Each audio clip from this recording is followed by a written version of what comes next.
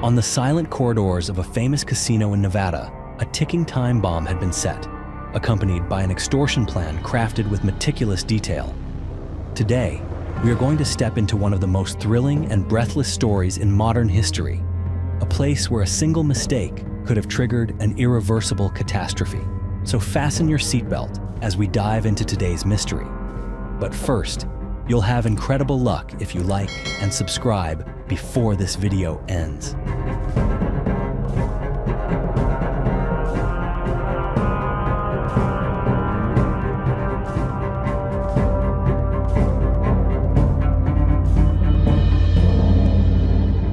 On a quiet early morning at Harvey's Casino in Nevada, a staff member who had just completed his long night shift encountered a strange sight that froze him in place. In front of him stood a large rectangular box, clad in gray metallic casing, with a small device affixed near the top. The box appeared as if someone had only just placed it there. What startled him even more was that the box had no external power cords, no visible switches, and only a neat row of 28 metal toggles mounted along one side. Among them, 27 toggles were flipped downward, with only a single toggle switched upward. With the caution of someone who knew every corner of the building intimately, the staff member was certain that throughout the previous night, he had heard no sound suggesting the transport or installation of a device of such size. This could only mean that the strange box had been brought inside with extraordinary speed and secrecy. As he moved closer, he noticed that the box was not resting directly on the carpet, but was instead elevated on 4 small wooden blocks, one at each corner. Lying right next to the box was a thick envelope, marked with the words, "Harvey's Management." Fully aware that the situation might be far beyond his authority, the staff member immediately sought out the casino's security team. Within minutes, the area was cordoned off. The security personnel promptly contacted the local police department and fire department, requesting their immediate presence. Once all the teams had assembled, the emergency responders cautiously approached the envelope. To guard against the possibility that it might be booby-trapped, they used a long broom handle to lightly prod the letter, confirming it was safe before opening it. However, the contents of the envelope caused the entire room to fall into an uneasy, stunned silence.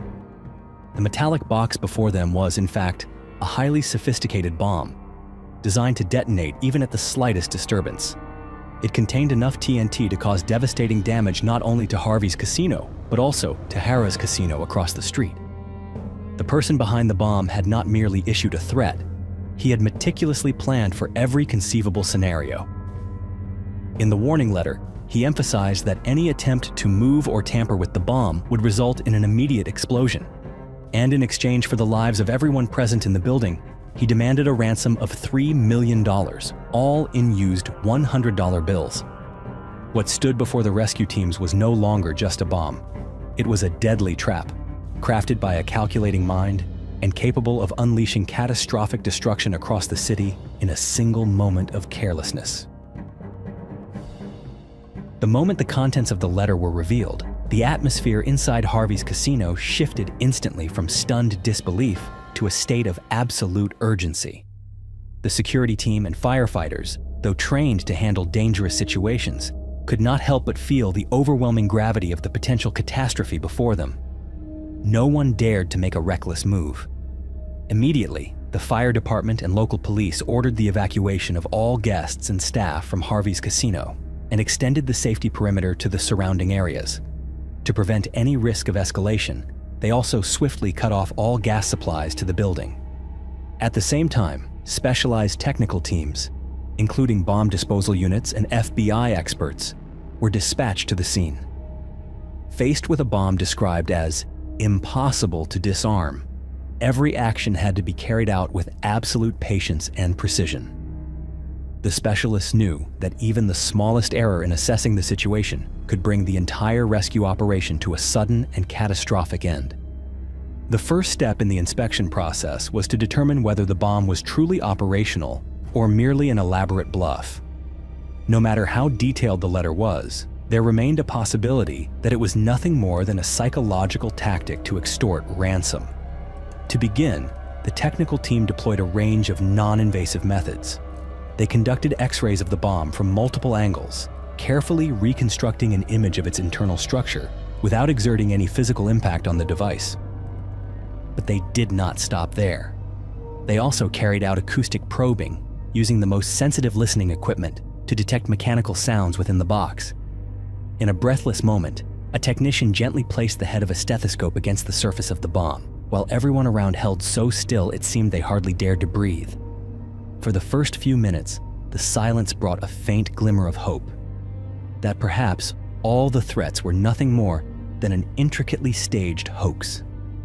However, as the technician tilted his head and listened more intently, a very faint, very subtle sound began to emerge. The bomb was active, and it was waiting for even the smallest mistake to turn Harvey's casino into an inferno. Given the extreme danger of the device and the warnings laid out in the letter, officials decided to expand the evacuation zone to encompass the entire area surrounding the casino. All nearby stores, hotels, and commercial centers were ordered to shut down immediately, and residents were evacuated without delay.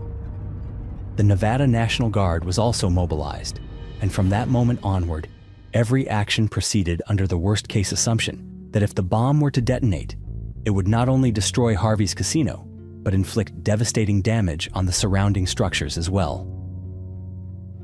While the bomb disposal experts struggled to decipher the terrifying structure of the device before them, the next lines in the threatening letter began to reveal part of the plan the mastermind had devised. The extortionist, later identified as John Burgess, had not merely created a bomb. He had also established an intricate ransom delivery system designed to maximize his chances of escaping. He demanded that the ransom of $3 million, all in used $100 bills, be delivered entirely by helicopter. The instructions laid out in the letter were not only detailed, but carried a chilling confidence, as if John Burgess was certain that no one could outmaneuver him. According to the demands, the helicopter was required to take off and land according to an extremely strict schedule. The aircraft had to be stationed at Lake Tahoe Airport precisely at 11 p.m. The pilot was to be alone, unarmed, and forbidden from communicating with anyone by any means after departing from the airport. Upon landing, the pilot was to exit the helicopter, stand next to the iron fence, and wait for further instructions. Burgess even anticipated the possibility that law enforcement might attempt to set a trap using advanced surveillance equipment, so he issued additional specific commands to minimize the risk of any surprises. He repeatedly emphasized in the letter that if any part of the procedure deviated, if anyone other than the lone pilot approached the scene, or if there was any unauthorized communication, he would not only detonate the bomb, but claimed he also had the means to plant additional bombs elsewhere. To further increase the pressure, he declared that there would be no extensions, no negotiations. Failure on the first attempt would mean the opportunity would be lost forever. In the face of such demands, authorities were forced to weigh the most difficult of choices. They could comply fully, hoping to save countless lives, but at the cost of allowing a highly sophisticated criminal to escape with an enormous sum of money. Or they could refuse to compromise, seeking a way to neutralize the threat on site, while running the terrifying risk that the entire area could be transformed into an inferno in an instant. Faced with the meticulous and cold demands of the extortionist, the FBI understood that they were confronting a dilemma that required not only cunning, but also a level of calculated risk down to the smallest detail. John Burgess had set harsh rules for the game, but that did not mean the authorities would blindly comply.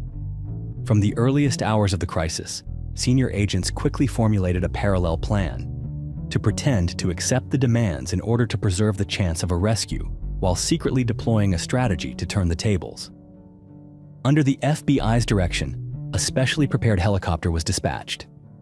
Inside the cockpit, aside from the pilot as required, a concealed agent crouched silently behind the seat, ready to react to any unexpected situation. The helicopter did not carry the actual $3 million in cash. Instead, the agents had prepared decoy bags, a thin outer layer of real money to deceive visual inspection, while the interior was packed with precisely cut sheets of white paper matching the size of $100 bills. They knew that any opportunity to bring down John Burgess would depend on the subtlety of the smallest details and the boldness of every decision. The helicopter promptly reached the designated airport area specified in the letter. There, The pilot landed exactly as instructed and stepped outside, standing beside the fence, unarmed, without any suspicious movements. And then, just as warned, the nearby public payphone suddenly rang. The pilot rushed to pick it up, and a mysterious voice delivered a terse message. "Your instructions are taped underneath the front table. You have 3 minutes." Seeing no table in sight, the pilot quickly scanned the area, urgently searching every detail. After a few precious seconds, he found an envelope taped underneath a metal shelf. Inside the second letter, even more detailed instructions were laid out. Open the helicopter doors, use a flashlight to thoroughly inspect every inch of the cabin, ensure no one was hiding, and then take off immediately once the check was complete. Afterward, the pilot was to fly westward along Highway 50, maintaining an altitude no higher than 500 feet above the ground. About 15 miles later, according to the instructions, a flashing light would appear, marking the new landing zone. There, the pilot would find additional directions posted on a nearby tree. It was a sophisticated game of cat and mouse, an orchestrated journey of absolute control through fear and time. However, as the helicopter began its flight along Highway 50, problems quickly arose. The pilot, along with the ground team supporting him, searched diligently for tens of minutes, but could not spot the flashing signal described in the letter. The helicopter continued to circle patiently, scouring every mile of the highway. On the ground, unmarked FBI SUVs shadowed the route in silence, but all they encountered was a vast, unbroken darkness, with no sign of any beacon. After more than an hour of fruitless searching, the helicopter was forced to return to the airport under standard safety protocols. They waited for another call from the extortionist, but no call ever came. Only then did the agents realize that a critical misunderstanding might have occurred from the very beginning. It seemed likely that they had followed the highway itself, whereas John Burgess may have simply intended for them to fly toward a coordinate near Highway 50, not necessarily track the road precisely. This small misinterpretation had completely severed the line of communication. True to his warning, Burgess had stated that if the FBI failed to carry out the instructions correctly on the first attempt, he would not contact them again. And with that, the hope for negotiation appeared to have vanished. As the FBI scrambled to salvage the situation, one grim reality remained. The deadly bomb was still there, still silently counting down each moment. The silence from John Burgess was not merely a failure in negotiations. It opened a dark prospect that the deadly bomb could detonate at any moment. Yet, just as hope seemed to vanish, a faint glimmer of light appeared. The following morning, John Burgess and his group decided to call the Douglas County Police Department. In this call, they proposed an unexpected option, instructing the bomb disposal team to flip switch number 5 on the box's control panel. According to Burgess, switch number 5 was a dummy switch, not connected to any detonation mechanism, and activating it would buy valuable additional time while also proving the extortionist's willingness to salvage the original agreement. However, the FBI and the bomb squad were not easily swayed. Although the call offered a slim hope that John Burgess still intended to prolong the standoff rather than detonate the bomb immediately, no one was willing to gamble the lives of hundreds of people on the promise of a man who had already demonstrated cunning and cold calculation. They understood that if Burgess had indeed set a trap, any action taken on the control panel could unleash the full, terrifying force the bomb held restrained. Cornered by the circumstances, the FBI decided to convene an expanded panel of experts, bringing together the foremost bomb disposal specialists from across the United States. In a hastily established command center just outside the evacuation zone, the brightest minds in explosives handling gathered to analyze every scenario, every possible reaction that the monstrous device could produce. Yet, no matter how they reasoned from different angles, one grim truth clung to them. John Burgess had anticipated everything. With an almost obsessive meticulousness, Burgess had embedded in the device dual triggering mechanisms, pressure sensors, float switches, booby-trap screws, and countless overlapping control systems. If they followed his instructions and flipped the switch, detonation remained a very real possibility. If they did nothing, they would be forced to resign themselves to the invisible clocks ticking away every second. Amid the storm of arguments, a bold idea began to surface. Use an extremely precise controlled explosion to destroy the bomb's main wiring before it could trigger the massive explosive charge. The plan, when stated aloud, sounded simple, but in detail, it was a task bordering on the impossible. The technicians would use a directional explosive device to generate an extremely powerful, focused energy blast. The goal of this blast was to pierce through the bomb's thick metal casing and instantly sever the electrical wiring connected to the detonator, before the entire mass of explosives could react. Everything would have to occur within less than 1,000th of a second. A single deviation, whether in the direction of the blast, the cutting depth, or the timing, would not neutralize the bomb, but instead trigger it immediately, unleashing the devastating force that had been warned from the very beginning. Fully aware of the horrific risk, authorities immediately ordered the evacuation perimeter to be expanded by several hundred meters around the site. Harvey's casino, the neighboring hotels and residential areas within several miles were completely cleared. Every nearby street was shut down. Flammable fuel supplies, such as gas and gasoline, were also temporarily cut off to prevent a broader catastrophe in the event of an explosion. Meanwhile, under the meticulous guidance of the experts, the bomb squad began installing the directional explosive device. When everything was ready, they withdrew behind the safety lines, reinforced with dense barriers of concrete and sandbags, built to minimize the blast pressure should anything go wrong. At that moment, a strange scene unfolded. The crowd of civilians, who had initially gathered to watch the evacuation efforts, had now become a gathering of reluctant spectators. They pressed together outside the cordoned-off zone, clutching binoculars, cameras, and phones, each person anxiously awaiting a moment they knew would become a piece of history. A brief signal crackled over the radio. Everyone within miles, civilians, journalists, firefighters, and agents alike, held their breath in anticipation. A sharp, piercing blast shattered the silence.